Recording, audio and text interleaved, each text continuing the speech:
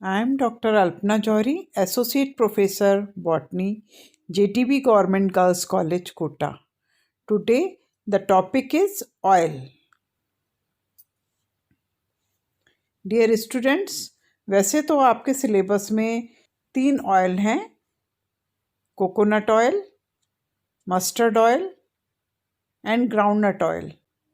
आज मैं आपको कोकोनट ऑयल के विषय में बताऊंगी। Now, what are oils? Oils are defined as combustible substances which are liquid or easily liquefiable on warming and soluble in ether but not in water. They form greasy stains on paper, cloth, etc. यानी oil वो ज्वलनशील पदार्थ हैं जो कि liquid होते हैं या फिर गर्म करने पर आसानी से लिक्विड फॉर्म में कन्वर्ट हो जाते हैं। ये ईथर में सॉल्युबल होते हैं लेकिन वाटर में सॉल्युबल नहीं होते। ये कपड़े या पेपर के ऊपर एक ग्रीजी स्टेन यानी एक चिकना धब्बा छोड़ते हैं।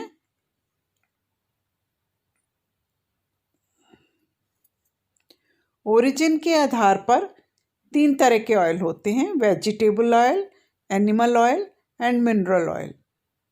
वेजिटेबल ऑयल जो वेजिटेबल से मिलते हैं, एनिमल ऑयल जो एनिमल से मिलते हैं और मिनरल ऑयल जो मिनरल से बनते हैं।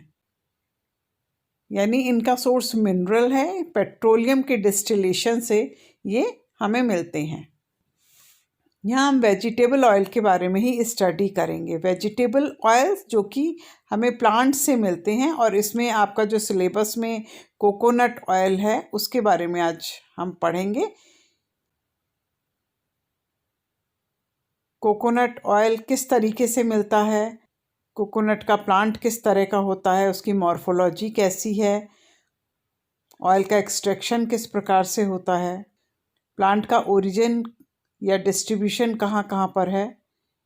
इसके अलावा इसकी डिफरेंट वैरायटीज़ के बारे में स्टडी करेंगे। According to behaviour on heating they are of 2 types. यानी जब इनको गर्म करते हैं तो इनका बिहेवियर किस तरीके से होता है, इसके आधार पर 2 तरह के ऑयल होते हैं: वोलेटाइल और एसेंशियल ऑयल एंड फिक्स्ड और fatty oil. Essential oils evaporate in contact with air and have a pleasant taste and strong aromatic odor.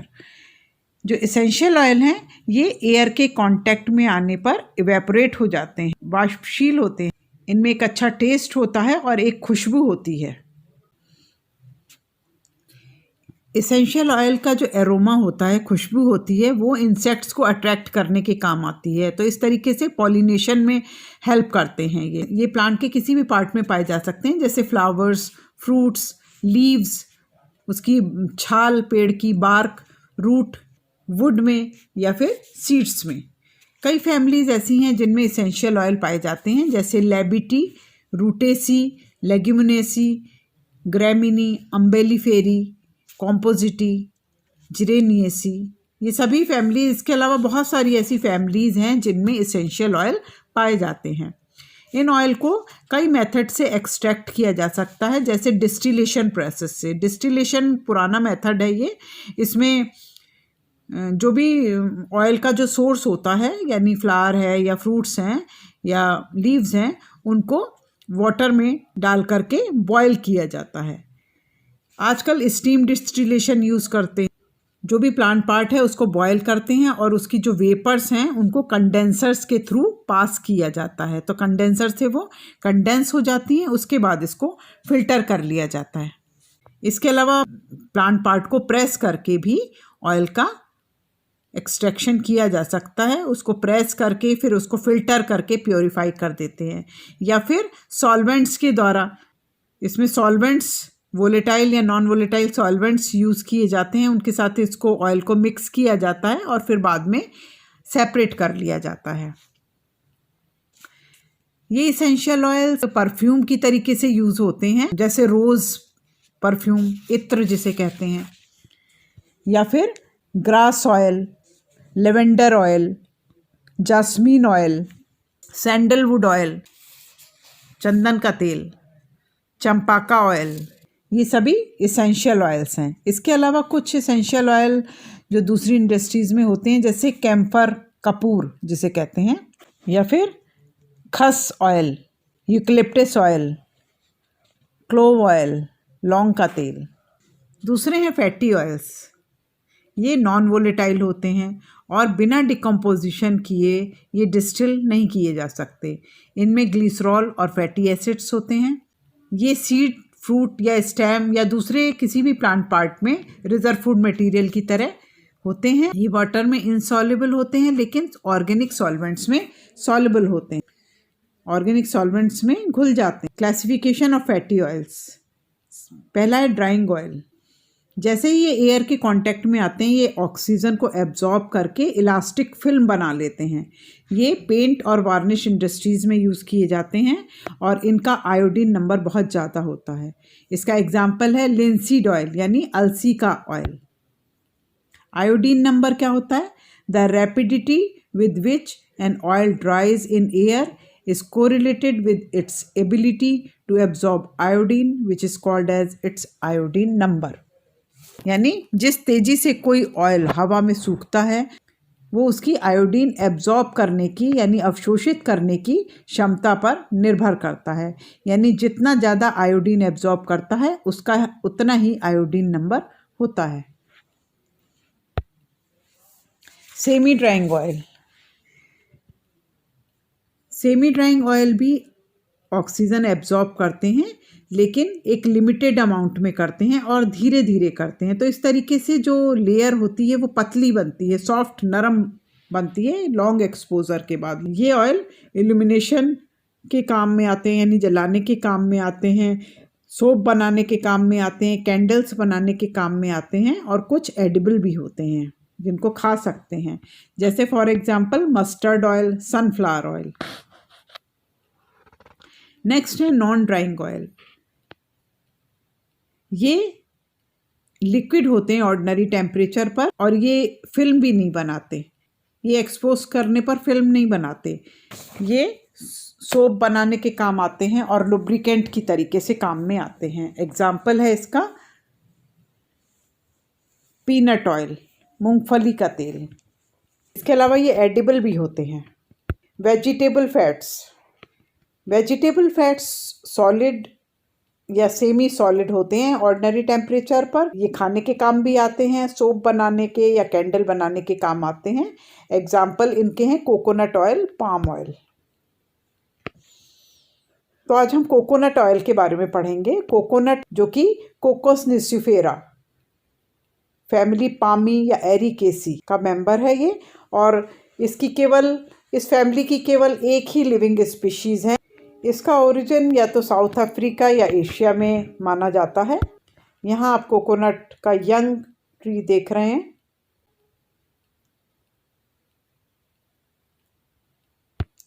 ये मैच्योर ट्री है, फ्रूट से भरा हुआ है ये। कोकोनट अधिकतर Kerala, Tamil Nadu, Andhra Pradesh, Karnataka, West Bengal, Assam, Odisha, Sri Lanka, Indonesia, West Indies, bay of Bengal, Pacific Ocean, island of Arabian Sea, यहाँ से आता है अधिकतर नारियल। फिलीपींस जो कि कोकोनट का लार्जेस्ट प्रोड्यूसर है और इंडिया सेकंड नंबर पर आता है।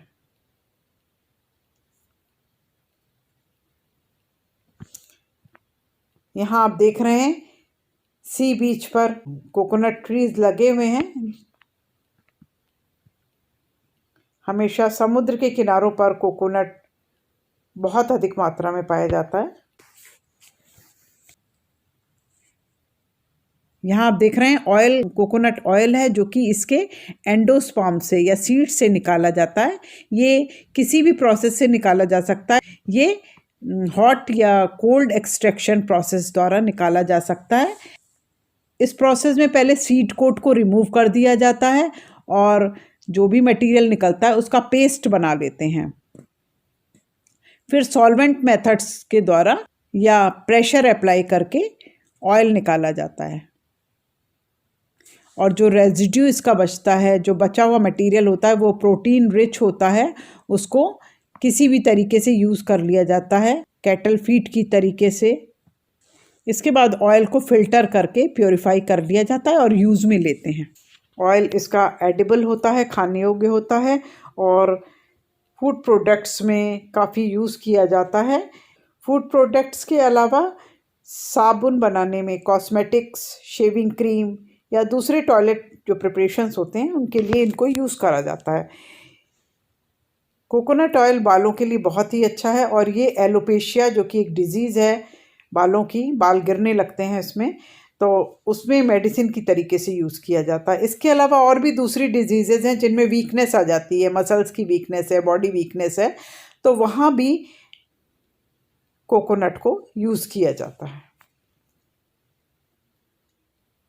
अगर कोकोनट का प्लांट हम देखें, कोकोनस न्यूसिफेरा, ये एक बड़ा बहुत लंबा पाम है जिसकी हाइट 30 मीटर तक हो सकती है और इसमें बड़ी बड़ी लीव्स होती हैं जो कि 4 to 6 मीटर लंबी हो सकती हैं। और इसकी जो, क्योंकि ये कंपाउंड लीफ है तो पिन्नी इसकी 60 to 90 सेंटीमीटर तक लंबी हो सकती हैं। ओल्ड लीव्स हैं, वो नीचे गिरकर स्टेम पर कोई स्कार नहीं छोड़ती, स्मूथ ट्रंक होता है इसका, बिल्कुल चिकना होता है ट्रंक। अगर सॉइल फर्टाइल है तो एक कोकोनट पाम ट्री से एक साल में 75 फ्रूट्स तक मिल सकते हैं, लेकिन अधिकतर 30 फ्रूट्स तो मिल ही जाते हैं। इसको, कोकोनट को अगर अच्छा फर्टिलाइज़र दें, अच्छी उसकी केयर करें तो 6 to 10 ईयर्स में फ्रूट्स आने लग जाते हैं और 15 से 20 साल तक तो बहुत अधिक प्रोडक्शन मिलने लगता है।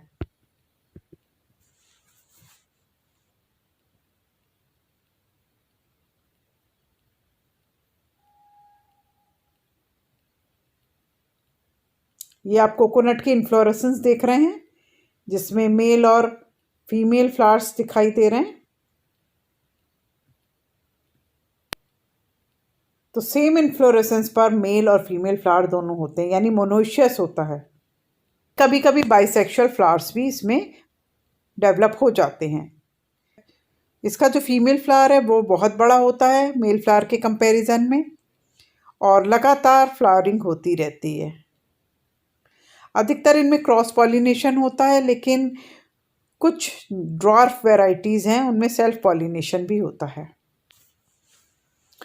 कोकोनट का फ्रूट ड्रूप है, इसमें 3 लेयर्स होती हैं, एक्सोकार्प, मीजोकार्प एंड एंडोकार्प।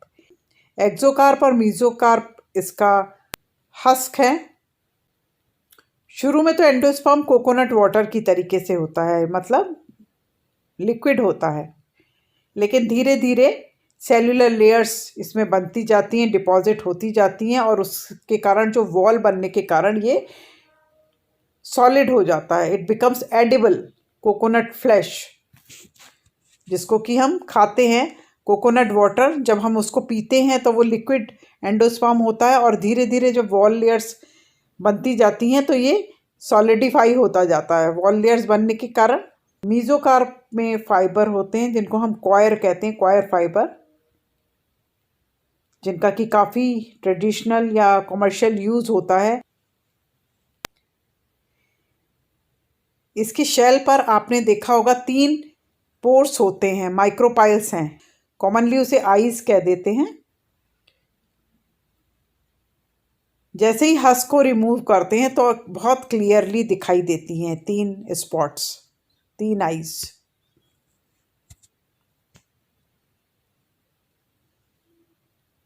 ये आप देख रहे हैं फ्रूट जिसमें एक्सोकार्प, मीजोकार्प और एंडोकार्प क्लियरली दिखाई दे रही है और जो एंडोस्पर्म है वो सॉलिडिफाई हो गया है, जिसको कि खाने के काम में लिया जा सकता है या फिर इससे ऑयल एक्सट्रैक्शन किया जा सकता है। Varieties of coconut. कोकोनट की कई वैराइटीज़ ग्रो की जाती हैं। मैपन कोकोनट, किंग कोकोनट, मैक्यूपोनो, इन सभी वैराइटीज़ का जो कोकोनट वाटर है और फ्रूट का कलर है वो वेरी करता है। इसके साथ कुछ दूसरी ड्वार्फ वैरायटीज़ भी अवेलेबल हैं। कोकोनट की वैरायटीज़ हैं West Coast Tall, East Coast Tall, Chandrakalpa, Andaman ordinary, Kera Sagar, केरा चंद्र।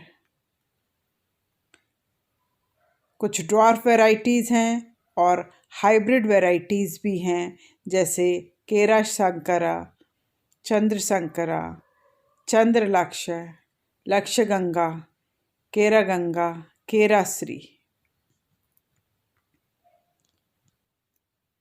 Thank you.